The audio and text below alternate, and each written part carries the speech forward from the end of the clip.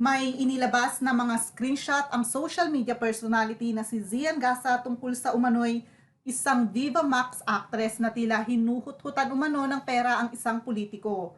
Ang naturang mga screenshot ay galing daw mismo sa asawa ng politiko. Quote, Viva Max actress and politician nilik ng asawa yung convo, unquote. Yan nga ang simpleng saad ni Gasa sa caption ng kanyang Facebook post. Sa 5 screenshot, makikita ang pag-uusap ng umano'y aktres at isang politiko. Mababasa ang pagbibigay ng pera ng politiko sa aktres, maging ang paghingi ng pera ng aktres sa politiko.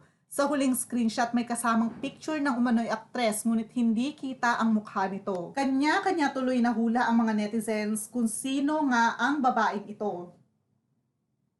Hindi rin daw nagbigay ng clue ang social media personality tungkol sa politiko dahil sabi raw ng misis nito ay protektahan ang asawa niya.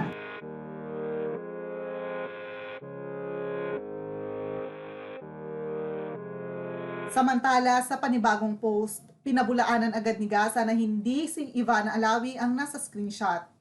Dahil una raw ay maraming pera ang aktres. Say nga ni Zian sa kanyang post, quote, kung i-analyze ninyo yung mga screenshots with Viva Max actress, obvious na hindi ito si Ivana. First and foremost, napakaraming pera ni Ivana para manghingi ng allowance sa isang politiko. It's not Ivana Alawi. That's fake news, unquote.